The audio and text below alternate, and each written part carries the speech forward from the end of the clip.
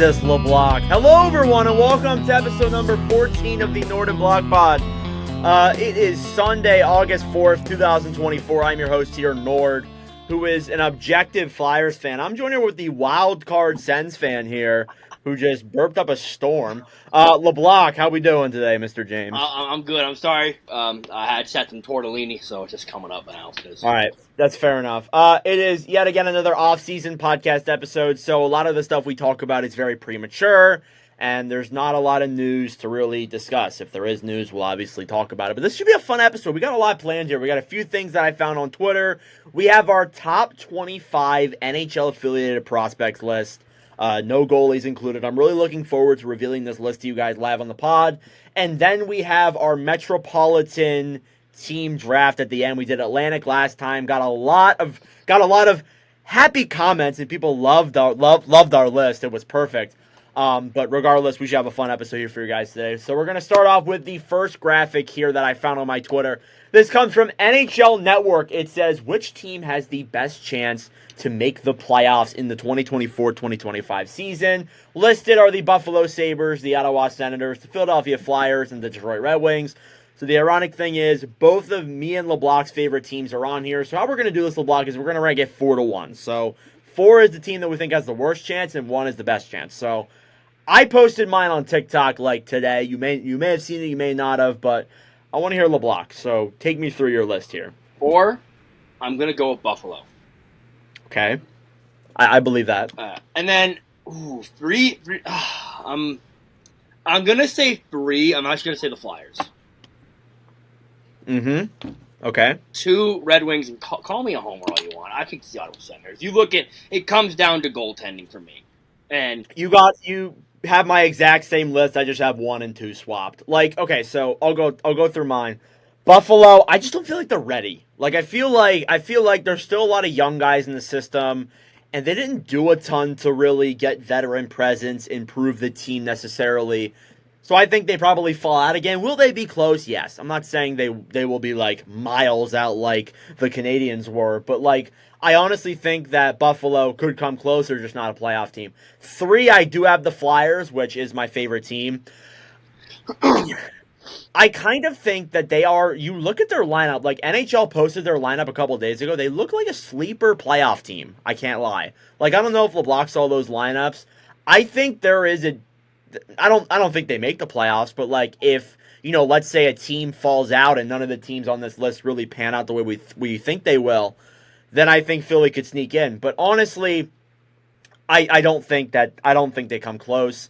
Number 2, I do have the Senators. Even though LeBlanc has them 1, I think that they're just so unpredictable. I have no idea what to expect from them this year. I think they'll be a little bit better, but I definitely think the goaltending will help. And then number 1's Detroit. I understand people don't like their goaltending, people don't like their defense, but they were literally just there this past year with very shaky goaltending as it was. So it's possible they get in, but again, what do we know? I think Buffalo had a very disappointing offseason. You talk about a team that had money that could go out and make a move. Buffalo did make the move. Well, then again, Buffalo really did regress this past year, so I feel like they could be a little bit better this next season. Yeah. And I'm gonna say it, like bringing back Lindy Ruff, was that really the right move? We'll see, obviously, but I just don't think that's a very Don Granato was not a good coach. I'm not gonna sugarcoat that. Is Lindy Ruff an upgrade? I think I this is from the start. I think Lindy Ruff was brought into Buffalo to get fans back in the building. He's a face they know. He's a face from the older regime.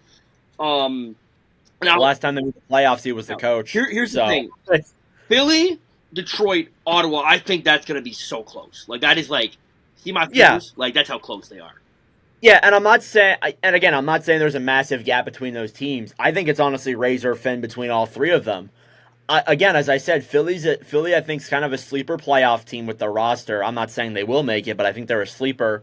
Ottawa, again, got a goalie. They made some good moves in their defense in their bottom 6. Detroit, again, they were right in it last year.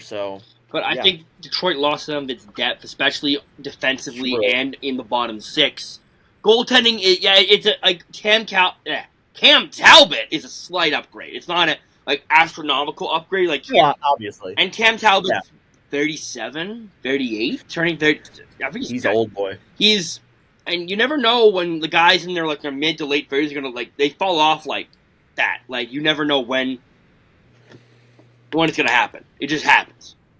Now, granted, they didn't have a lot of goalie options as it was. No. When free agency came along, obviously, I do think they were in on Ullmark, but obviously your team got them instead of Detroit. But I mean, I don't know. I feel like I want to say they're going to get back into it, but there's also people that think they'll be a bottom 10 team next year. I really don't know what to think. I think they'll definitely be in it. I don't know. My opinion changes from day to day, so. Yeah, I don't know if you got anything more to add. I just think Ottawa really did improve. I think they brought in Travis Green, who wasn't my first choice to coach the team, but he's a lot. I'll take him over DJ Smith. I'll take him over. Bring in a guy who's going to hold players accountable. You bring in you literally fixed the entire bottom six. The bottom six has been really gutted. You're going to have younger guys coming up like Clevin, Halliday, Cruikshank, Opsichuk, are going to get more of a chance. I feel like the goaltending was the biggest issue last year because for Pasalo was just, and you say, oh, well, defense was bad. Actually, statistically, the defense was actually decent. This Pasalo led, I think it was like 35 times he let in the first goal on the first or second shot. Yeah, that's actually a wild stat. I know. And, I've never seen a stat like that before. Yeah, I think it's really close between all these teams, but I feel like I'm going to go who's going to be the backstop, and I think the best backstop here is Ottawa's. Right. Okay. I don't entirely disagree with that. I think that it's definitely an argument to have either of those teams at that first slot. Moving on now, NHL Network's giving us a lot of content. They've been blessing us. Next up, we have which team is closest to winning the Stanley Cup. And the teams pictured are the New York Rangers, the Edmonton Oilers, the Dallas Stars, and the Carolina Hurricanes. Again, this is something that I already talked about on my TikTok, so I'm going to let LeBlanc discuss what his list would be 4-1. We're still doing 1-4? All right. Yes, 1-4. Or 4-1, actually. All right, number 4, I'm going to go with the Carolina Hurricanes. I think they lost a lot during the offseason. The forward depth, the defense depth, goaltending's good, but they've lost a lot of pieces. Like you look at, remember they were going to trade Natchez, they lost so much they had to bring back Natchez. Yeah, and I think that honestly, they made some signings that does help them out in the longer term because I think Walker and Gostisbehere are good ads, but they definitely got worse. Yeah. I think they're 4 on this list. Yeah, they're banking on a youth movement. I know they have a lot of young guys coming into the lineup next season or the season after. So yeah, that's going to. Bradley Nadeau is supposed to come up this coming year. Mm-hmm. He's supposed to be exciting. Number 3, I'm going to go with the Dallas Stars. They've made some ads that to me are kind of questionable. I still think they're going to be a finalist in the West next year. They're still a very strong team, but defensively, some very questionable ads. They got the goalie in Jake Andre, who needs. I will say, Andre needs to be better next year. Andre had a pretty shaky year. Absolutely. And then, yeah, he was injured at points too. That's the other thing. Number 2, I'm going to put the Rangers. I feel like the Rangers and Edmonton are close, but I think Edmonton just won the offseason, if I'm being honest. Yeah, obviously. And they were just in the Stanley Cup Finals. Like you can't not put them at number 1. Yeah, honestly. But if you put a goalie on Edmonton, I think that's going to be a Stanley Cup winner. I like Stuart Skinner. I would rather have Igor. Well, yeah, obviously, absolutely. Yeah.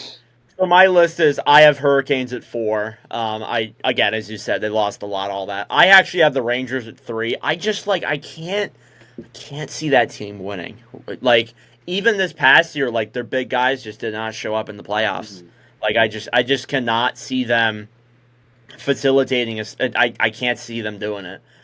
2, I have Dallas. Even though I do think their moves are questionable, they still have a young and exciting team. Obviously, Ottinger's got to be better. And number 1 is the Oilers. They were just in the Stanley Cup Finals. They made almost no bad moves besides the Stan Bowman thing in the offseason. I think that, honestly, this team is in a really good spot to win the Stanley Cup next season. And honestly, I wouldn't rule that out. So that's my list. But again, I think just like the other list, it's kind of razor close. with those three teams in the top three. So, yeah. Any more to add, LeBlanc? Not really. I think I've said my spiel. So, alrighty. So I got a few more things here that we can talk about before we move on. We have a one has to go from Sportsnet, and it's throwback jerseys. So I'm excited for this one. We got the Florida Panthers. I guess that's their like old Screaming Panther home from like the late 90s. Yeah, the Mighty Ducks of Anaheim jersey, that's the purple and the green. The Buffa Slug, the old like, black and white Buffa Slug. It's the goat head. Goat head, and it's not the Buffa Slug. The goat head, not the Buffa Slug, my bad. And then the Screaming Eagle from the Washington Capitals. So, I don't know, LeBlanc, I gotta let you say this first. Listen, this is a tough decision. I'm a fan of most of these jerseys, but I'm going to probably get some heat for this. I would take out the Ducks jersey. Wow. Why? I don't like the colors on the jersey. I never have. Not a fan of the eggplant? Not a fan of the eggplant and like green color. I really do enjoy their new color scheme. The orange counter, yeah. If I had to like pick a different one, I'd probably go with. I'd take out probably the buffalo, probably the goat head. Because like the goat head's cool because buffalo, even though like the animal of the buffalo has nothing to do with the city of Buffalo, which is yeah, obviously. If I had to do this. Well, like, it's weird because, like, I own half these jerseys. That's the crazy part. Or I own, like, new renditions of these jerseys.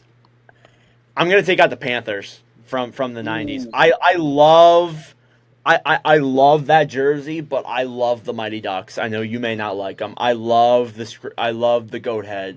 And the Screaming Eagle is one of my favorite jerseys ever. So I have to remove the Panthers one, unfortunately. Now, if you really can't tell, like, what we're like picturing here, I would just Google 1996 Florida Panthers jerseys because I believe those were the jerseys, right? The Panthers one is actually my favorite on here. Oh wow! So, damn, sorry, that's quite unfortunate. It's still a tough decision. Like I like all these jerseys. Yeah, exactly. I would love to have all these jerseys in my collection, obviously.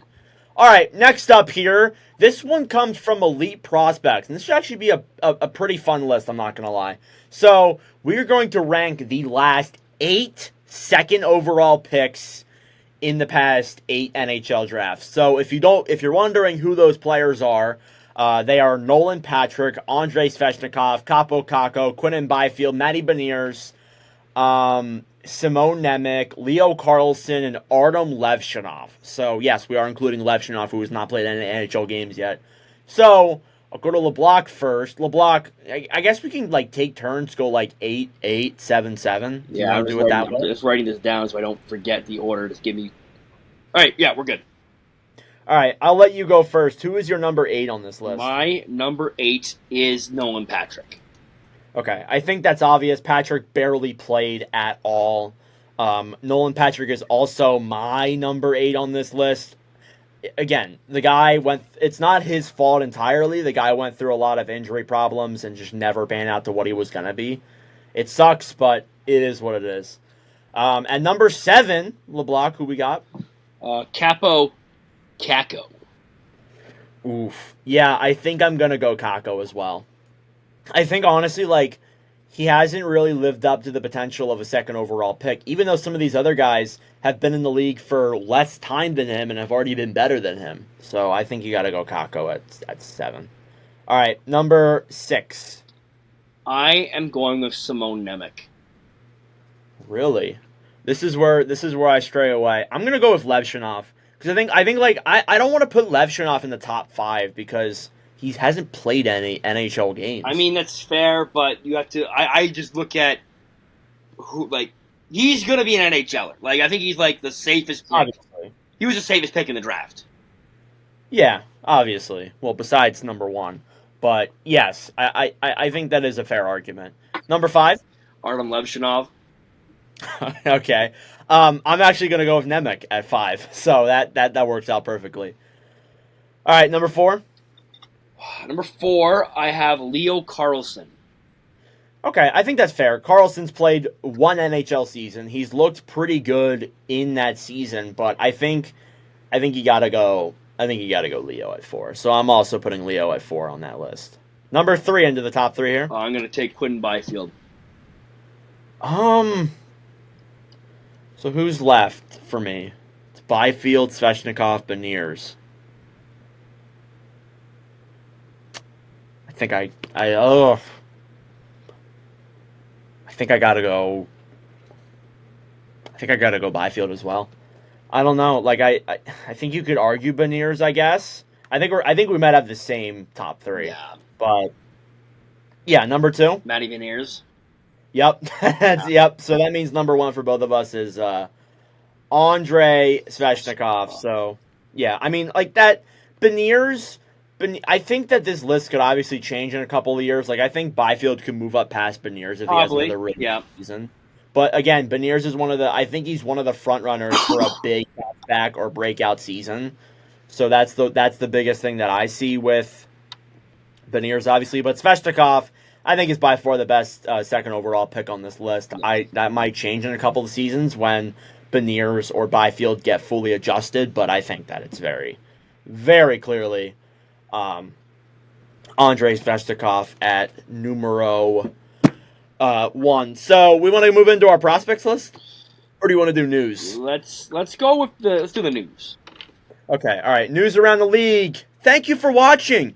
I mean, again, I've said that in pretty much every podcast this offseason. There really hasn't been a lot, apart from a couple of signings around the NHL. We'll start off with, I can't remember the last time we made an episode. I think we made did we talk about the Brock Faber deal, or was that this past week? That was this past week. Okay, so I don't think we talked about it, but I guess we'll go into it again. Brock Faber signed an 8-year, $8.5 million contract that will begin in 2025-2026. He is coming off of a rookie season, putting up 47 points with the Minnesota Wild, and was a Calder finalist. I don't know about you, LeBlanc, but I love this deal. I think it's a little much to give. After one decent year, you give him the bag. I think that's a little... Well, you know what this guy's going to be, though. I know what he's going to be, but, like, I just think maybe... Like, it's a lot of money. I guess. Yeah. I guess that's I just fair. feel like other guys who got paid, like, I know I've always said, but you look at, like, Quinn Hughes, who signed recently, makes less money than him. I guess that's true. I think the way they're trying to approach it is they want to get all these guys signed to lesser money deals. Like Matt Boldy's on a great contract, and obviously they're in cap hell. And by the time this deal kicks in, they will be out of cap hell. Hell's over, yeah. Yeah, so that's probably the biggest thing that they're thinking about there. I like the deal. I think it's a great deal for Faber. I think it's actually the perfect contract. It's not an overpay. It's not an underpay. I think Faber, even if he hasn't already, will grow into this deal, and I think that he had a really good year, not only offensively but defensively with the Wild too. Did we talk about Kirill Marchenko? Hang on a second. Yeah, Let me go. I feel like we did. Okay. I know we talked about Ken Johnson. Let me go look at when we posted our episode so I know what the hell we talked about. I feel like we talked about Marchenko. We probably talked about Faber in that episode, too. No, Faber was signed on Monday that day, I believe. Right. Marty Necas also signed as well, a 2-year, $6.5 million contract. Again, as we said earlier on in this episode, the Hurricanes, obviously, they lost so much that they couldn't get Necas, or they couldn't trade away Necas. They had to bring him back. I think it's a decent deal. It might be a little bit of an overpay with LeBlanc. Where do you stand on this? Guy had a down year. He dropped off by like 30 points. Yeah, he had a pretty significant drop off. I think he can get back to that. He can get back if he can get back to form. That contract's going to be great. It is a really short-term deal, which means, and I say this with... He walked him right to UFA. I think that's the reason he signed it. I feel like he doesn't want to be in Carolina. I think we've seen the reports. This is a deal to walk him or to get him dealt potentially at the deadline in the offseason. It wouldn't surprise me if they flip him either next year's trade deadline or the following year. Mm-hmm. If they get a trade that's like too good to refuse, I feel like they could flip him. Yeah. 100%. In other Hurricanes news, they also are going to retire Eric Stahl's number 12 as he signs a one-day contract to retire a Hurricane. I always liked Eric Stahl. He was there for their Stanley Cup in 2006. I think that's a great deal. Best wishes to him in retirement. Yeah. The Montreal Canadiens made some signings, and LeBlanc, I want to get your thoughts on them since you're a WildCard Sens fan. Arbor Xhekaj has signed a 2-year, $1.3 million contract. I think it's all right. I think it's fair enough. I'm gonna be blunt. It's probably now the worst contract in the league. Just kidding. The worst it's a $1 million deal. That's $1 million too many, but they could probably just bury. Actually, I feel like if he got put on waivers, I feel like someone would claim him. I don't know. I analytically, like I think I said before, analytically, Jack Guy's the worst defenseman in the league. He's big and he hits. That's it. His defense is very subpar. I guess it's a 1-year deal, 2-year deal, 2-year deal. Yeah, like is it one way or is it 2-way? It doesn't say, so I'm assuming it's one way. So I just don't like he's there. He's a depth defenseman. He's not gonna. It's not a game changing. Yeah, like, obviously, it's a contract. I'll put it like that. Yeah, I agree. Justin Barron. Justin Barron. Jesus, I made that mistake last night on Chell. Because I got Barron in my franchise mode, and I'm like, I said it to LeBlanc. He's like, Justin Braun? Yeah. All right, Justin Barron signed a 2-year, $1.15 million deal. I think Barron's a serviceable. Yeah, it's fine. It's fine. It's. Like I think it's a good. It's a depth defenseman contract. Yeah, I think it's a good deal. Caden Gooley signed a 6-year, $5.55 million deal. I will say this, even though that does look like a little bit of an overpay, I think that he'll grow into that contract, and I honestly think that I think this puts the Canadiens in a pretty good spot cap-wise. I don't know what LeBlanc. I like Caden Gooley. I think Caden Gooley's a good defenseman. I think they gave him like a Colin White style contract. If you don't remember the Colin White contract at the time, very very heavily criticized. He will grow into that contract, or he'll get the Colin White treatment and get bought out halfway through the contract. But I think it's a fine contract for Gooley. Like I think it's a fine contract. I think it's a good enough deal. All right, moving into the other signings, Ryan Lindgren signed a 1-year, $4.5 million deal with the New York Rangers. I like this deal. I think Lindgren's a great defensive defenseman, laid his body on the line in a lot of the games this year for the Rangers. He's actually one of my favorite guys in the league, so I'm a fan of this deal. So I'm going to say, what is we doing? Like, what are we doing? The Rangers now have $12.5 million in cap signed in Trouba and Lindgren. A lot of that's Trouba. I know, but the statement still puts you're spending $12.5 million on your first pairing. Second pairing, but I guess that's fair. I think it's a bit of an overpay. A little bit of I'm not saying it's egregious, but it's a bit of an overpay. From mine, I guess you could argue a little bit of an overpay. But I'm a fan of Lindgren. He's a good defensive defenseman, but like. If you're worth $4.5 million, I tend to disagree with that, but yeah, I don't know. Moving into a few other kind of minor deals here, but they're still worth talking about. Dustin Wolf signed a 2-year, $850K deal with the Calgary Flames. If this guy becomes the starter over Vladar, this could look like literally the best contract in the league. It's a 2-year deal at $800,000. Not even giving the dude a milli. Exactly. This could be the best contract in the league. Yeah, not gonna lie. Short-term contract in the league. Let me just rephrase that. Obviously. Jordan Spence signed a 2-year, $1.5 million deal with the Kings. Spence, a serviceable defenseman.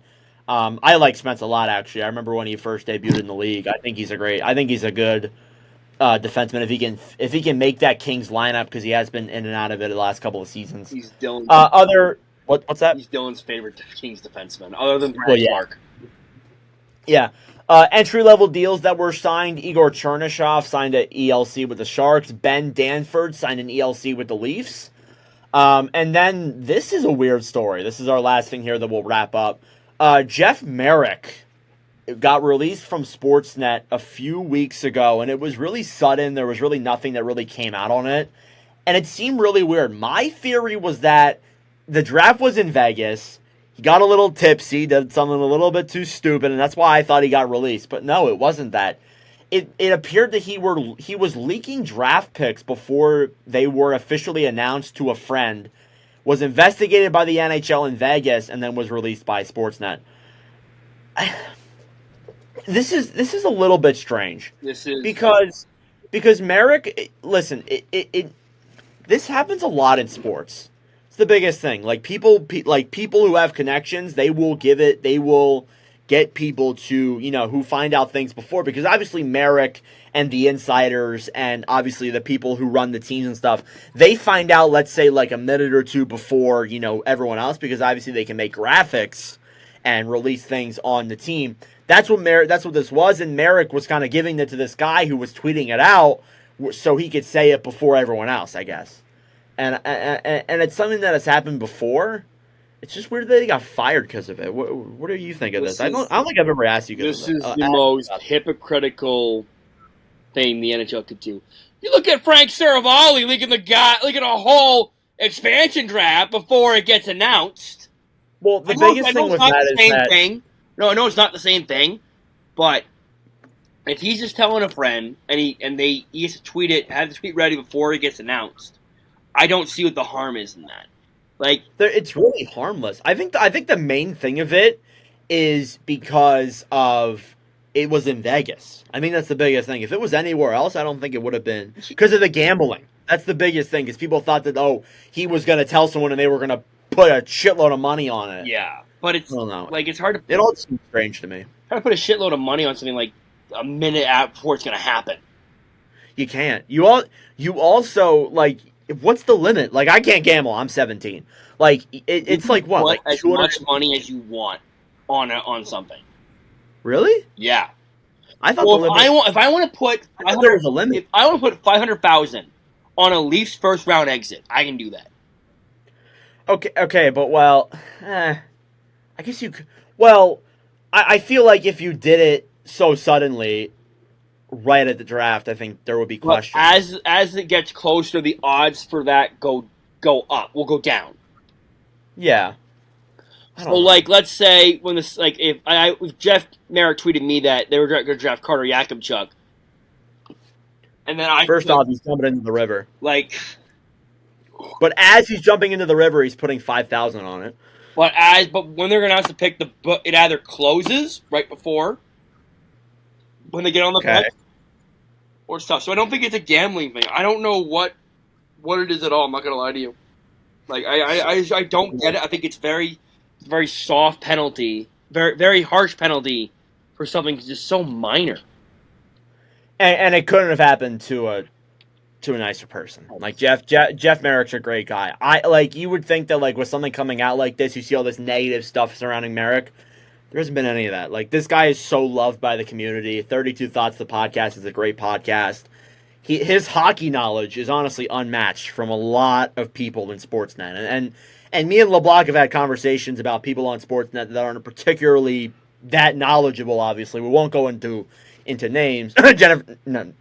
But regardless, Merrick is one of those guys who doesn't follow that criteria. He has great hockey knowledge and is a great person. So it honestly sucks that this happened the way it did. I'm not going to lie to you. So. Yeah. All right. That's all the news I got, unless you saw something else that was of importance. Not really. Do you want to do our prospect list now? You know what? Let's do it. We're going to get flamed regardless. Let's just get into it right now. All right, so should we start off with the criteria for this? Yeah. It was 25 games 25 games. If you play more than 25 games, you're not on the list. So guys like Simone Edvinsson are not That's the biggest name that I think is not going to be on this list that we might get flack for. But Edvinsson, I think, played like 26, 27 games this past year. And if you're over 25, you're not on the list. If you're over 25, you're not a prospect anymore. It's been 7 years. Let it go. I also want to say, if Edvinsson was on this list, he would be like... He'd be high. He'd be pretty high on the list. He would be very high on the list. I just want to preface that for Red Wings fans who may not be... who may be mad at us. Start roasting us, yeah. Yeah. Honorable mentions. LeBlanc, you want to mention some of them here? I had them written down, and I've lost the paper. I will not lie to you. Easton Cowan, Toronto Maple Leafs. Dalibor Dvorsky. Beckett Seneca. Yeah, Seneca, Hellenius, Carter Yakubchuk. Lane and Hudson. Lane Hudson, and that's probably going to rub some Hat fans the wrong way. Because way to go, wild card Sens fan here.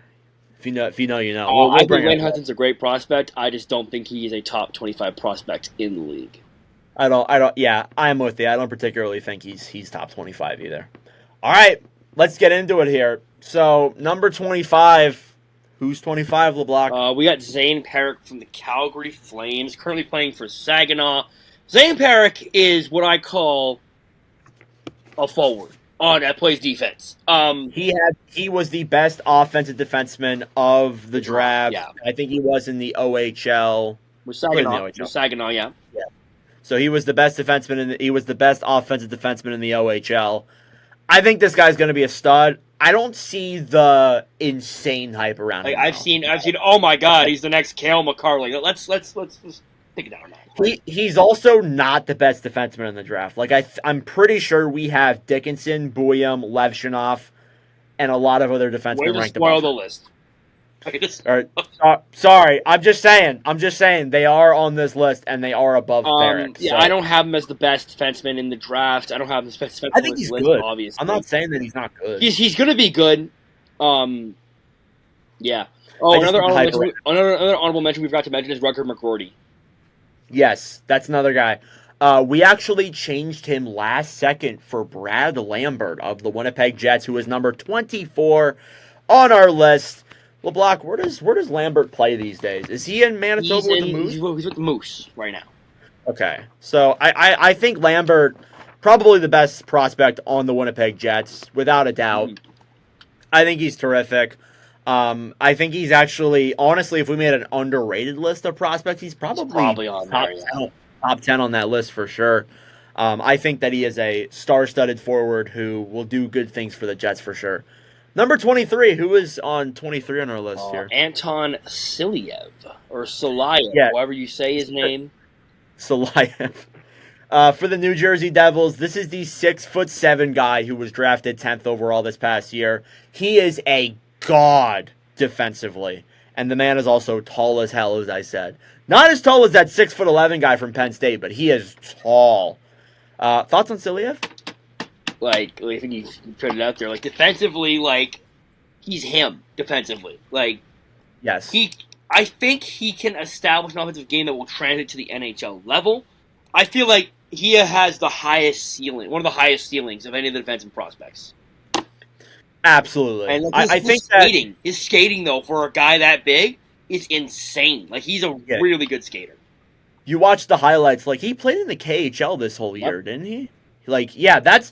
And we talk about Michkov and Demidov, them playing in the juniors and Michkov getting loaned to places. No, Silyev played in the KHL the entire year. So I think that speaks volume of how good of a defenseman this guy's going to be when he gets to the NHL. Number 22. We got another, underrated guy here on this list. Who is it, Mr. James? Jimmy Snuggerud, or Snuggerud. I don't know how to say these names. From the Blues. From St. Louis. He played in the Minnesota Big Ten. I think Snuggerud Minnesota Big Ten. Or Minnesota Gophers in the Big Ten. My apologies. It's been a long day. I think Snuggerud might be the most underrated prospect. There's a guy out there who I think is more underrated, but we'll get to that after. Right. Well, yeah. It says Snuggerud may be the closest to being NHL ready amongst the Blues prospect pool. He's a sharpshooter who falls into the mold of what St. Louis had with Vladimir Tarasenko. So he is going to be exciting. Number 21 is Jonathan Lecker-Mackey of the Vancouver Canucks. I think, again, this is another underrated prospect that people really... I don't know if it's people haven't talked about him or it's because he really hasn't, obviously it's been a while since he's been drafted. I was really high on him coming out of the draft. I feel like he played a similar game to Tim Stützle, I find. Yeah. I think he's going to be exciting. Yeah. I think that he also is playing in the Swedish leagues against pros, so I think that also adds a factor in there. Or is he? I'm not 100% sure, actually. I probably shouldn't speak on something that I don't know. He's a grown man. He's an old boy, obviously. All right, let me Let me look that up. LeBlanc, go to number 20 here real Number quick. 20 is, they broke my heart. They broke my heart. It's TJ Ginla. I don't want to say TJ Ginla from the Utah Hockey Club. This guy really rose in draft rankings this past year. He wasn't expected to go. Well, I guess you could have ranked him that high, but he wasn't like at the beginning of the season. He wasn't like expected to be a late first in the beginning of the season. Yeah. So, just to follow back here on Lecker Mackey, he did play in the SHL. He also went to the American Hockey League for a little bit, and he did play internationally in the World Juniors and had 15 points in 12 games.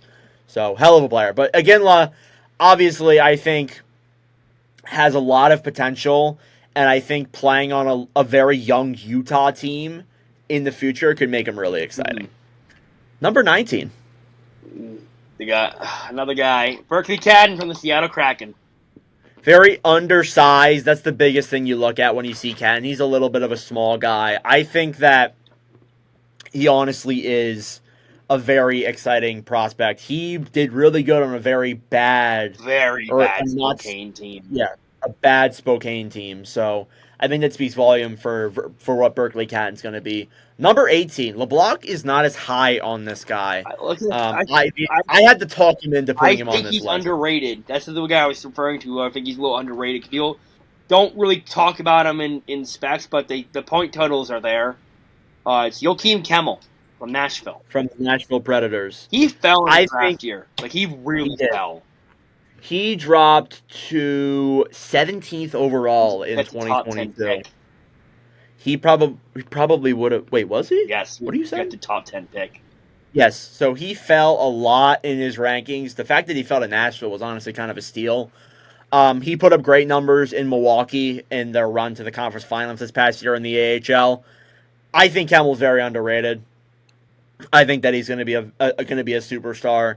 Maybe he's not. Maybe you could put him a little bit lower, but I'm very high on Kemmel. Number 17 from the Buffalo Sabres, we got Yuri Kulich. Again, another guy that I think that is probably the best prospect in Buffalo's pool, besides Hellenius. Actually, no, Hellenius is ranked lower than him, so obviously he's better. That's a dumb take by me. Kulich roared out of the gates in the AHL, putting up 16 goals in 23 AHL games this past year, showcasing a more mature game in the second best league in North America. I think Kulich is going to be a really good player, and I think that people don't talk about him as much, but definitely, yeah. All right, number 16 is Axel Sandin Pellikka. From the Detroit Red Wings. So he's very similar to Seider in a way. He plays on the same team that Seider did. That's just what I mean. Okay. Yeah. I'm not saying that he's gonna be Seider.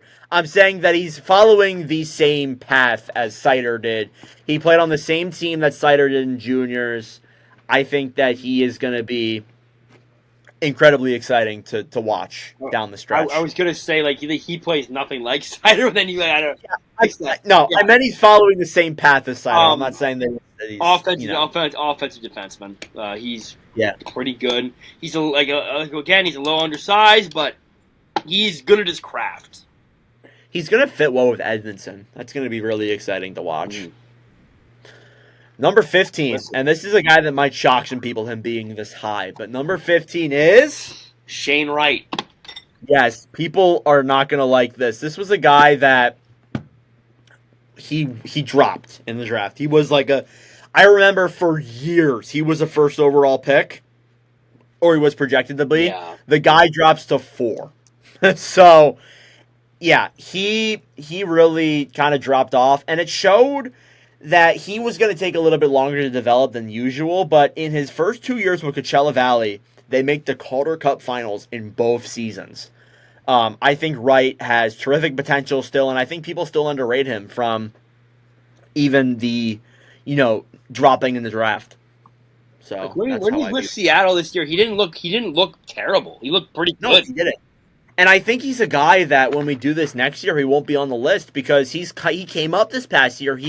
I think he played 8 games and had 4 goals. I do want to mention that Dan Bowles was the new coach of Seattle. He was coaching the Firebirds. So exactly. So I think Wright's going to get a shot with the team. I think Wright is going to make the team. He's one of the guys that I'm confident will make this roster, and it makes that rookie race all the more exciting. All right, number 14, we got another guy from this past year's draft. Caden Lindstrom, Columbus Blue Jackets. This is an interesting one. LeBlanc, I'm going to let you take the lead in this. Oh boy, big! Like he's one of the bigger forwards. He's like a really big six. I think he's 6'4", 6'5". He's exciting. He's a big center. Yes. Yeah, like you talk about. The only issue, like he is prone to injury, as a lot of bigger centers are, but when he's healthy, he's gonna be your best player on the ice. Yes, I am 100% on board with that. Number 13, we're almost into the top 10 here, is a guy that I wanted so badly on my team, Sam Dickinson, from the San Jose Sharks. I think that he's going to be a great defenseman. He might be apart from I think maybe like Levshunov and a few other guys on this list. That's a spoiler. Dickinson might be one of if not the most NHL ready defenseman. Yeah, I was going to say he's probably going to get a shot with the San Jose Sharks this year. I don't necessarily think that. I don't know the right move, but he can be ready. That's how. Yes, he looked great with London. With London. Him and Oliver Bonk were just terrific to watch. Who is not on this list, by the way, but I love Bonk. Honorable mention to Bonk because I just love Bonk. Ottawa native Oliver Bonk. Yeah. Number 12, we got a Rangers prospect here now. I wanted this guy higher, but we came to a consensus on the number 12. It is Gabe Perreault. Yeah, I like Perreault a lot. I think Perreault, I don't know. Like, I think Perreault definitely, he dropped past a lot of teams. He dropped to 23rd in 2023. He is a steal at 23 overall. He was a guy that should have gone way higher. I think that he's going to be really exciting for the Rangers. I'm not sure when he will come to the team, though. I'm expecting maybe next season or the following year. It says that he is the top offensive force amongst blue shirt prospect. His father also came in at 5'11", but Yannick was 185 pounds and played 14 NHL seasons. The younger Perreault has tremendous hockey IQ and skill. He is a little bit undersized, though. That's the biggest thing that you do have to keep in mind with Perreault. All right, number 11. LeBlanc, who is it? Zeev Buium.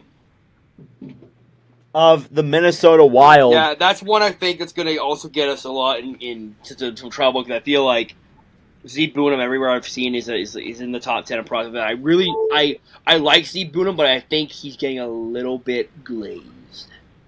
I love Buium. Buium, I wanted Buium so bad.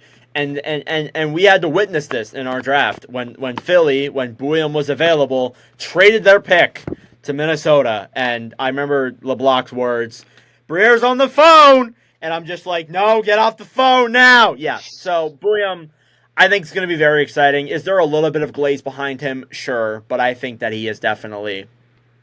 I think you could argue him in the top 10. You can argue him for sure. Just for our that was the most yelling stream we've ever had. Yeah, I have done drafts. I have done the last 5 drafts. I've live streamed the last 5. That was the craziest one we've done. Yeah, except for maybe 2023, like the picks like 4 to 7 were pretty insane. Number 10, moving into the top 10 here, we got another defenseman from this past year's draft. I think it's the final. Oh, never mind. No, it's not. It's not the final player from this past year's draft. It is. It's Artem Levshunov. Yes, it is, from the Chicago Blackhawks. Levshunov, the best defenseman from that draft class. I think he is the 4th or 5th best defenseman ranked on that list. I'm just going to count them. 1, 2. Yeah, we have two defensemen above him. Okay, so he is the third best defenseman on this list.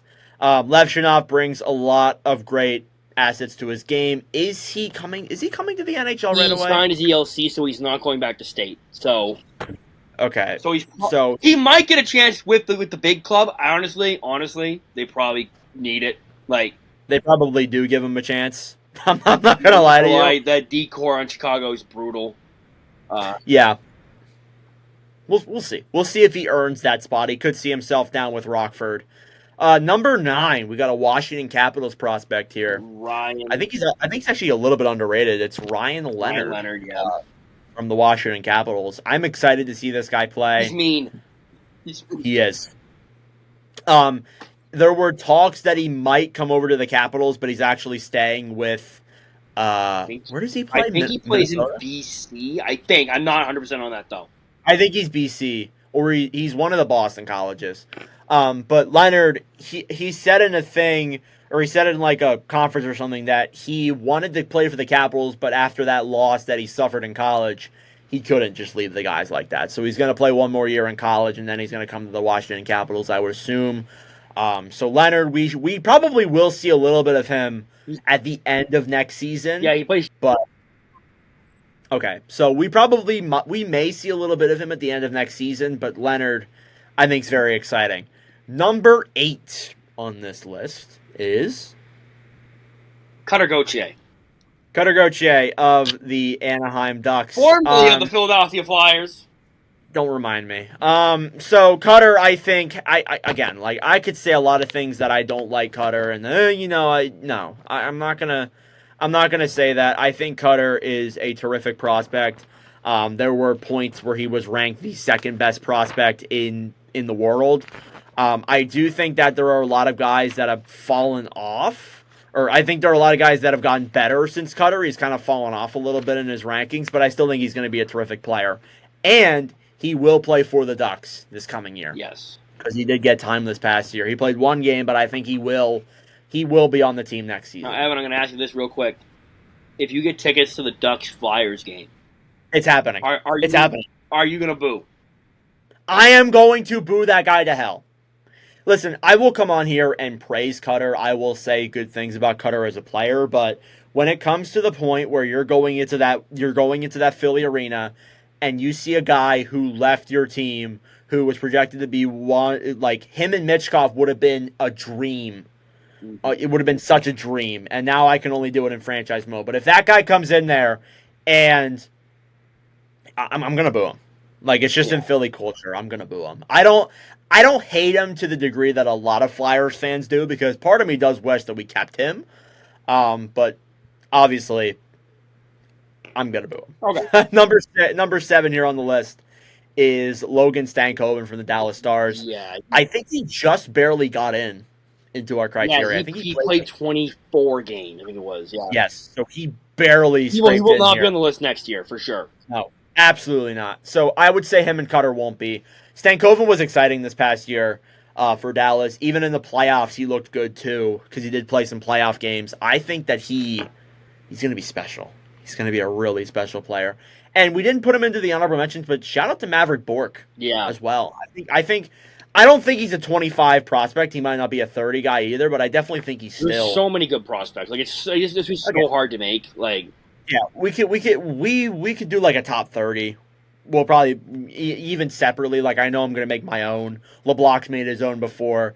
So I think that it's a fun thing to do, and I love Stankoven. So yeah, number 6 is as you said, Dylan's favorite defenseman, and Nepean native Brandt Clark. Yeah, so I think didn't Brandt Clark get some time this year? Brandt Clark played about, I think it was 10 games. Let me take a look at that real quick. I know he had a game winner in Boston, overtime winner in Boston this year. That's right. I do remember that. Yeah, I think that he's kind of been a little bit forgotten because he took a little bit longer to get to the NHL, and like a lot of guys from his draft class. Like, I think when you look at the class year overall, there's a lot of guys who are not from 2021. Like, I think the oldest one in here might honestly be Brandt Clark. Like, I'm looking at a lot of these guys. I think a lot of these guys. Isn't Cutter 21? Cutter's 22. Okay. I think, yeah. Clark played 60. Oh, Clark played exactly 25 games. So he barely scrapes into this list. So Brandt Clark at number 6, great defenseman. I think that he is going to be spectacular with the Kings in a full year. He is another guy that will not be on this list next year. Mm-hmm. Like, he plays his first game, he's gone. Number 4 on this list, or number 5. Five. We're on top 5. Sorry. Top 5 here, it is from the San Jose Sharks. It is Will Smith. Yes. And not the guy who slapped Chris Rock. I think that he is going to be great. This is when you get into the best of the best, the really exciting guys. I am a huge fan of Will Smith. I don't know where you stand on that. Yeah, I'm a huge fan of Fresh Prince too, and Oh Will Smith's got the intangibles. He's gonna be great. Like I can't really like he's an all around guy, all around player. yeah. And there's not a world where I see, and I will make this claim right now, it's a little LeBlanc guarantee, where he's not gonna be a top 6 player in the NHL. Exactly. I am there for that. I think all these guys will be top players in the NHL when they get there. Number 4. All right, this is where we're gonna get a lot of comments, more specifically from LeBlanc. Just say it. Ivan Demidov, Montreal Canadiens. Montreal Canadiens, yes. And if you're throwing your phone, banging on the wall, take it on Twitter. I don't want to deal with it right now. If you're driving in a car listening to this, please pull over. Stop driving. Pull over. Okay. Yes, Demidov.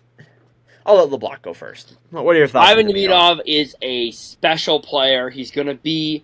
I think he's going to be over in Russia next year. He should get KHL time next year. He should. Yeah. If he doesn't make the team, there's a decent chance he might come. Demidov's going to be a great player for the Habs. He's not the piece they're missing. Like he's not like this generational talent, but he's going to be an elite player. He's going to be an 80 to 95 point guy in his prime. I don't have much bad things to say about Demidov. It's a great pick by the Habs, but there's 3 players that I think are going to be better than him.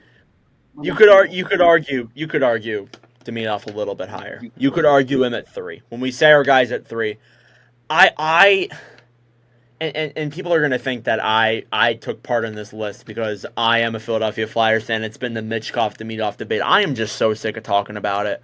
I had Habs fans tag me on Twitter today about things about a Flyers fan saying that Demidov's better than Michkov. I just don't care anymore. Like literally, like it's an argument. And again, Michkov is higher on this list. Ooh, big spoiler.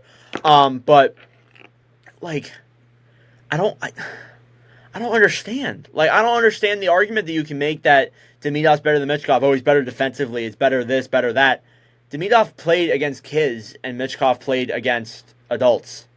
And the argument that you say that Kotkaniemi's better than McDavid, and the one Habs fan that tweeted that at me, that's literally the stupidest argument you could ever make. Well, because I'm not gonna say it on here, but yeah, let's just keep going. Yeah, I'm not gonna get into that. Number 3 is Alexander Nikishin, Carolina Hurricanes defenseman. Yeah, defenseman. He also played in the KHL this past year. I think he's honestly really underrated. I think that he definitely gets more recognition than he used to. Yeah, now he gets more recognition. He's still underrated, in my opinion. I think that he's a great defenseman. He's probably the best defenseman prospect. Is he coming over this year? God, we just asked ourselves the same question.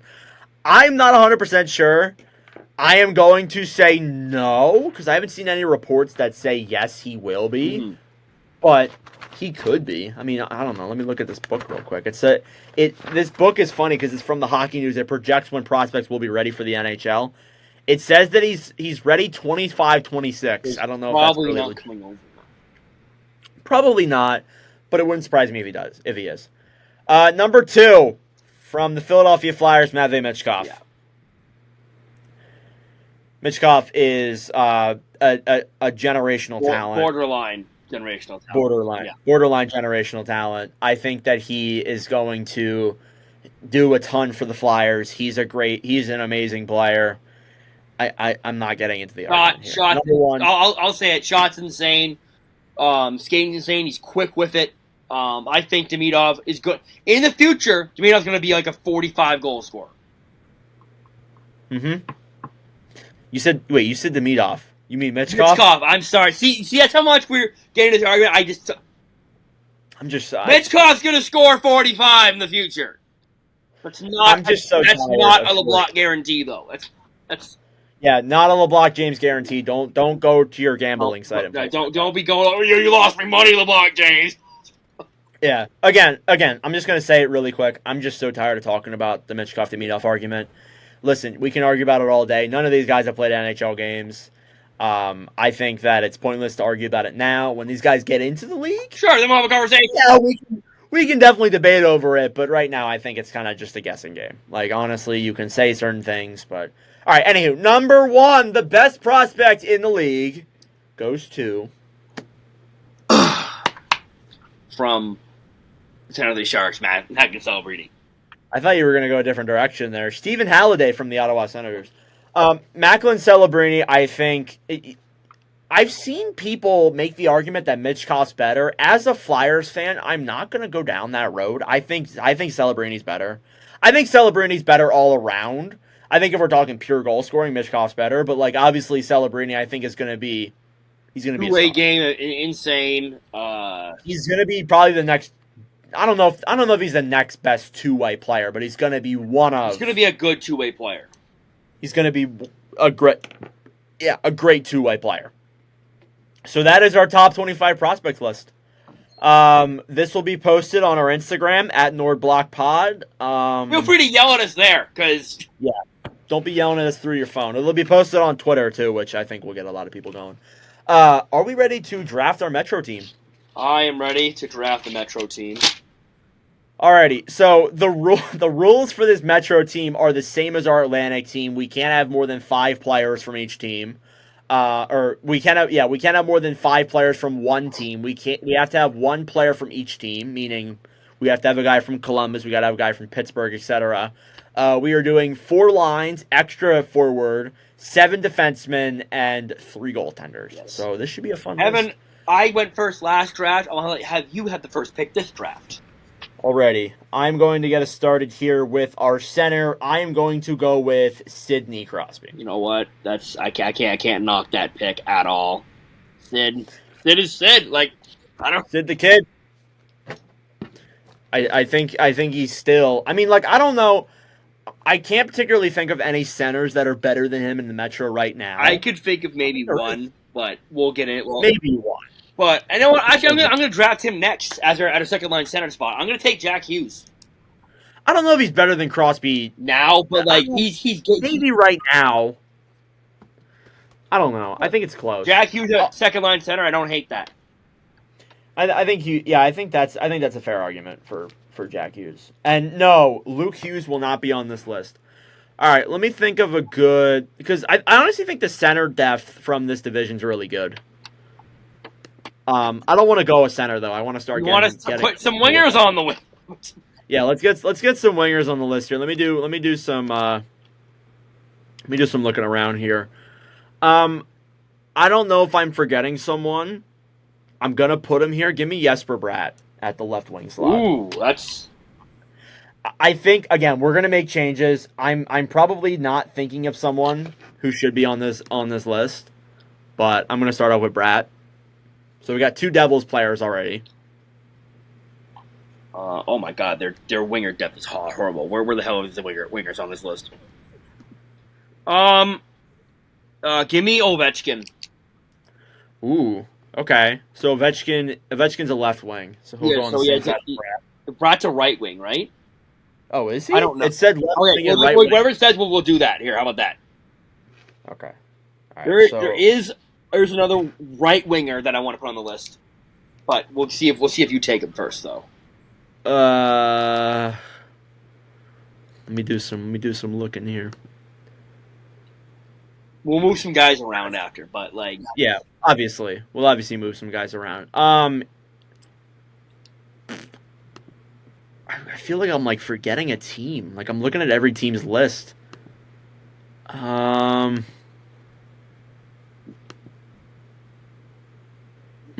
This is kind of difficult. You know what? I kind of doing this on the fly. Give me Matt Barzal. Okay. Yeah, that's not the guy I was going to take, but yeah, that's All right, so we got. And now I'm going to take the guy who you should have took, Artemi Panarin. He's a right wing? Yes. It said he's a left wing on here. I'm pretty sure he's a right wing. All right. Okay. All right. So I'm immediately gonna just change this and move Panarin up to the number one right wing. I think that's fair. He's a left wing. Or he's a left He's a left wing. wing. Are you for real, bro? It Oh my says he's a god. left wing, so we can move Panarin to the first left wing then. Okay. All right. First line left wing is Panarin. That already makes our left wing slot loaded.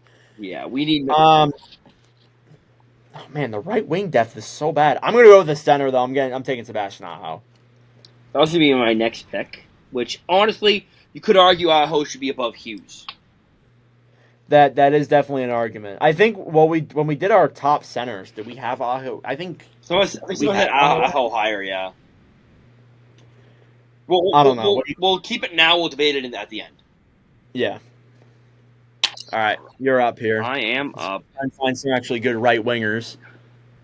Do we have no right wingers? Like, No, we have Barzal. Barzal's a right winger. Brad's a right wing. Brad's a right wing. Does it say? Yeah, it says Okay. that. All right, lot of fumbles here on this list. All right, so we'll move Brat to the right wing side.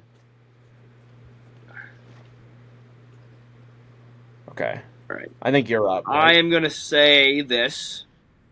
Like the Devils fans say, give me fuel, give me fire, give me Timo fucking Meyer. Oh my god. I have never heard that before. Is that really something the Devils say? Yes! Is Meyer a left wing or a right wing? He is a left wing. I thought he was a right wing. I do apologize for my... LeBlanc.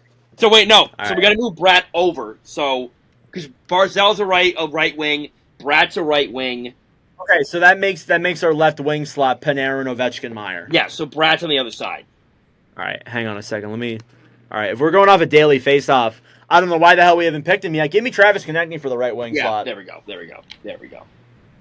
Okay, so that makes us our first three forward lines. I feel like we're forgetting someone really crucial. I feel like we're forgetting someone important, and we're probably gonna pay for it at the end. Yeah, we are probably. Ooh, I'm thinking. So what we have Islanders, we have Devils, Capitals, Penguins, Flyers. We're missing. Left wing. Ooh, he's there, but I don't think I want to take him. That's the thing. Ooh, this is actually so much tougher to do. Like in. Why is the Metro so much harder? Yeah, because the Atlantic was like way easier. What the hell? Oh, do I take him? Oh my god. Fuck it, I'm taking him. Johnny Gaudreau. Okay, he's a left wing, right? Yeah. All right. So Gaudreau at our fourth line for now. So fourth line center. Well, I actually don't need a center specifically. Give me. I got a center, but. All right, hang on a second. Oh, he's a left wing. God damn it! Oh, give me Seth Jarvis. There what am I doing? There we go. Oh my god! If I would have forgotten him, man. Yeah, give me Jarvis in the right wing. We would have heard. Goddamn, like we would have been toasted. Looks even Cooper's giving us a hard time. Yeah. Jesus. At the center spot, I'm gonna go with. Ooh, this might be a tough take, Evgeny Malkin. Ooh. We missed. All right. Feel like we're getting somebody big. I think we should work together for this extra forward. Okay, so the extra forward. I'm just gonna throw some names out there. There's Zibanejad. Zibanejad is on the list. I got you. I raised you Svechnikov and Natchez. Okay. And then there's Zibanejad. Columbus. You can argue. Do you want to argue Michkov? No. I figured not. I don't think that's fair. I'm not gonna. I figured not. I think in a couple of years, sure, but not. Devils. I really don't see a forward. Wait, Heischer. What do you think? We're gonna miss someone like important here. Honestly, I think I want to take out Malkin for Heischer.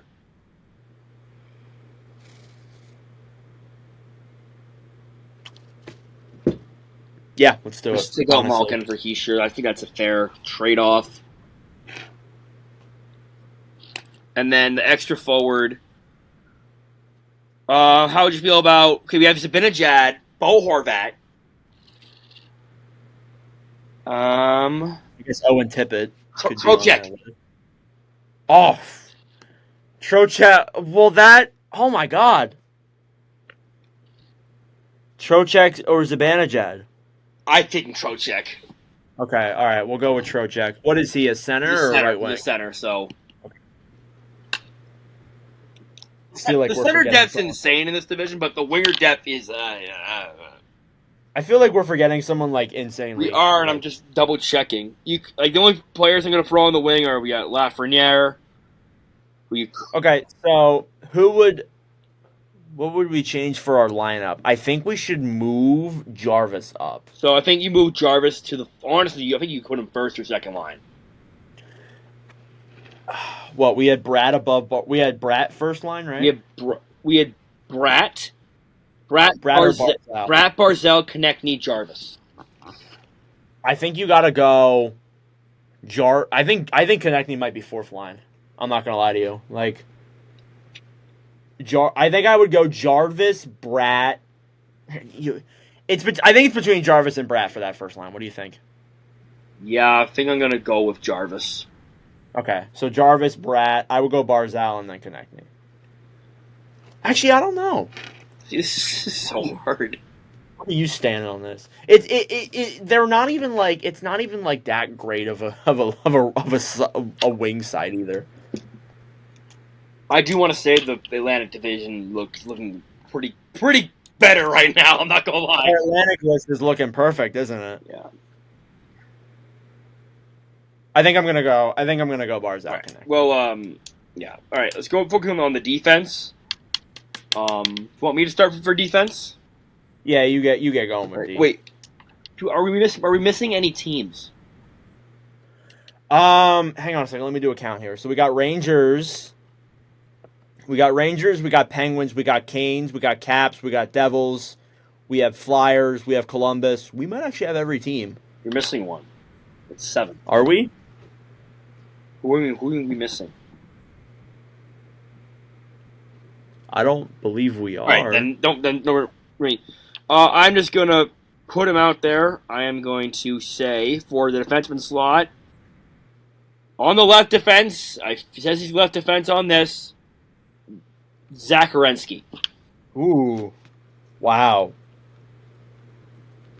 I don't particularly know if he's our number one. Let's see what we got here first. Like I said, we'll just fix it as we go. Right side D, Adam Fox. Perfect. I think you could drop another perfect. All right. Okay. I'm gonna go with.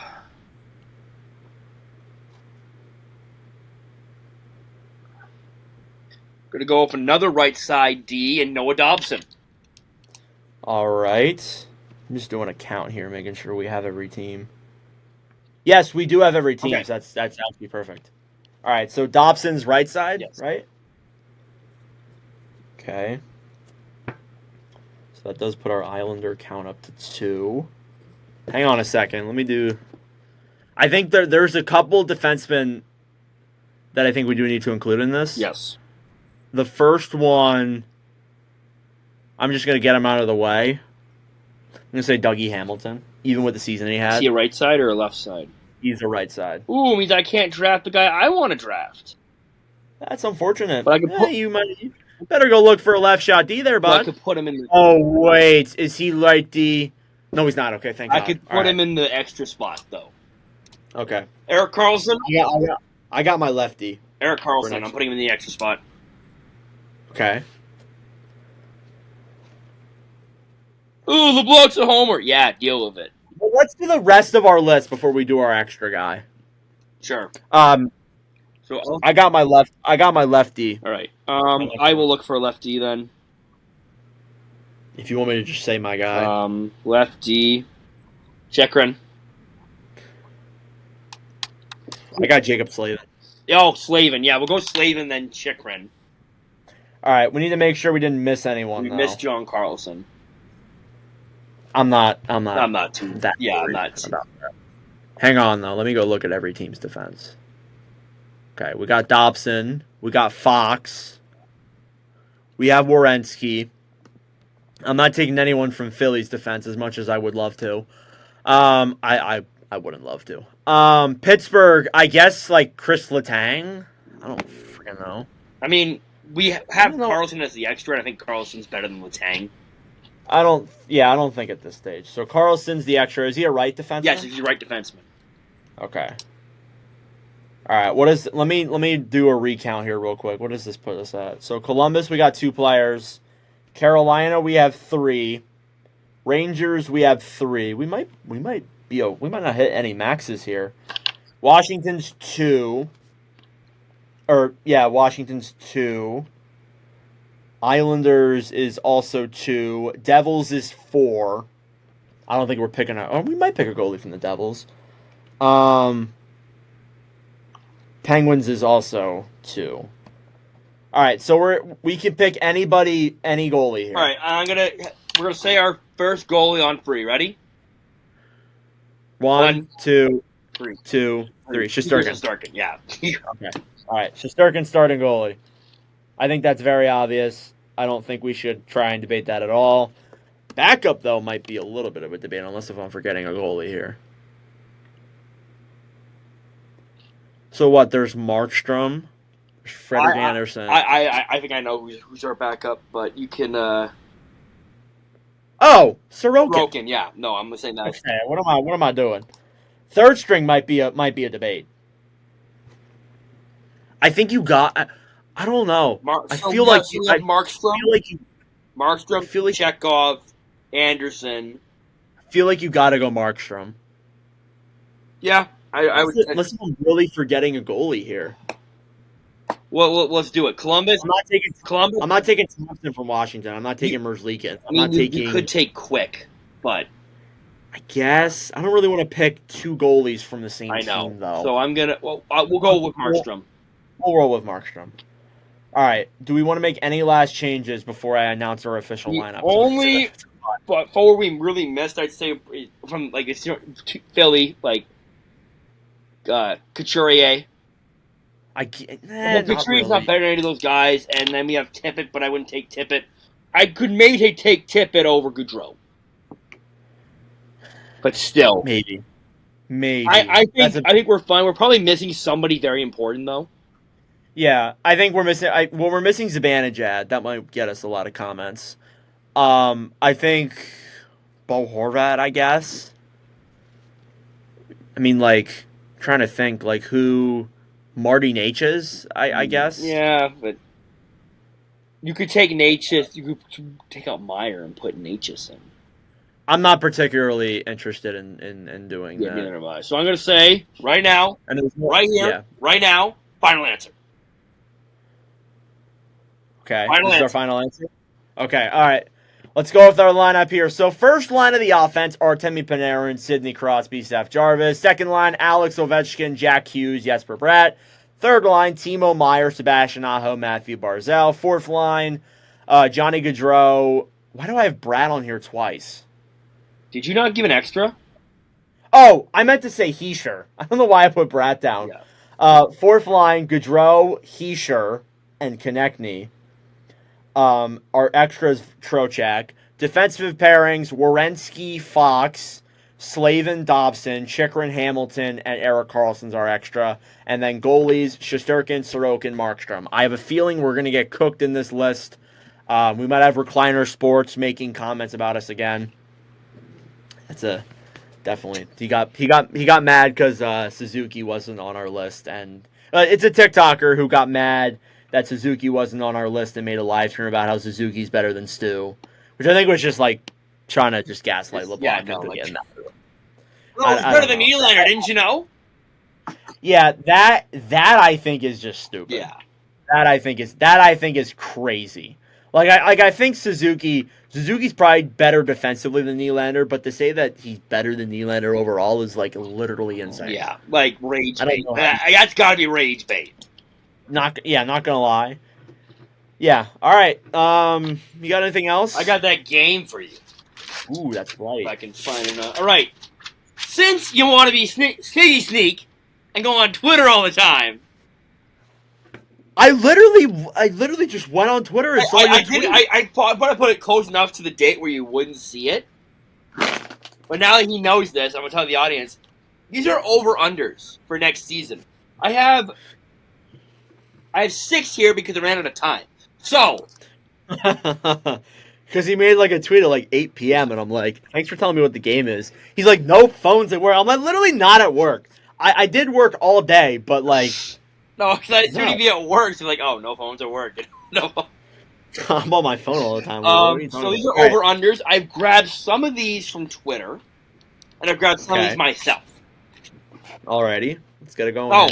Some I found from some sources. There's a lot of some are from Carolina Hurricanes users, some were from New York users. I don't have the names. I didn't write them down. So, but I'll credit you on Twitter.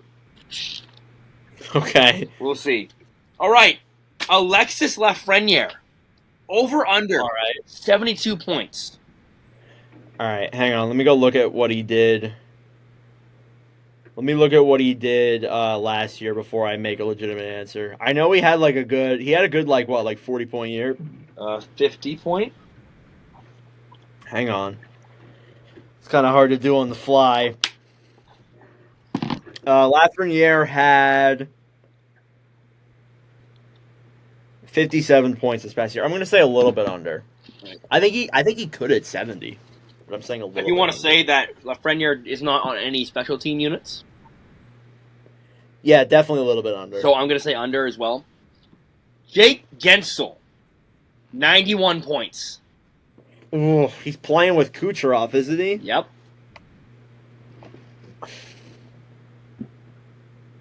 I don't know if he gets 100. Well, 92 is basically almost 100. I'm going to also say, I'm going to say a little bit under or just right. I don't know. I'm going to go a little bit under. Okay. Gensel's playing with Crosby and couldn't put up those numbers. That's true. That's very true, actually. So I'm going to say under as well, actually. Hit him with the 4, like Austin Matthews, and moves the game. Right. Austin Matthews, 62 goals. I think he gets a little over that. I'm gonna say unless if he gets hurt, then it's. I'm gonna say just right. I don't think he's reaching 70 or 69. Nice ever again. Or at least this year. That's terrific. Yeah, I don't know. I think he's gonna get a little bit over or a little bit under or just right. Honestly, I'm just really repeating what you're saying. All right. But I didn't think he gets 69 either. So. Tim Stützle, 90 points. What he had he had a down year for his standards. He had 70 points last year. I'm gonna say over. All right, I'll say over as well. And of course, this is coming from the guy who has a Stu jersey behind him. Would it be?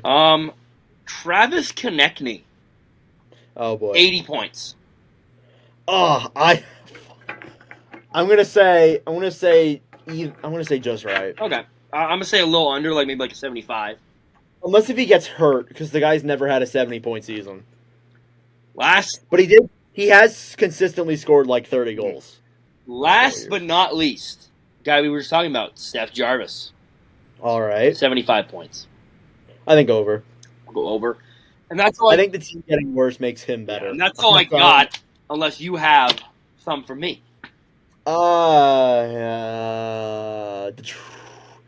I was thinking about the San Jose Sharks over under 25 wins. I put on the spot right there. My God. I was thinking about this earlier. They're still gonna be bad. I'll say under. They're still good. You think under? It's gonna be 20s, not high 20s, but not. I'm gonna go. I think they hit it right on the dot. I think so. Their 25th one of the year is going to be against Ottawa. Oh, lovely. In their last game of the year. Maybe we play San Jose twice in the month of November. Oh, So what, they're going on some Well, miracle run? one of those 2 wins is going to be against Ottawa. So put it down, bang on the spot, 25. And besides, if they lose, if they're playing the Flyers, they're going to win at least once. True. So, think of another one. Elias Pettersson over under 95 points. I'm gonna go with the hot take under. Ooh, Matty Beniers over under 65 points. Just right. Give me the over. Give me the boom over on that.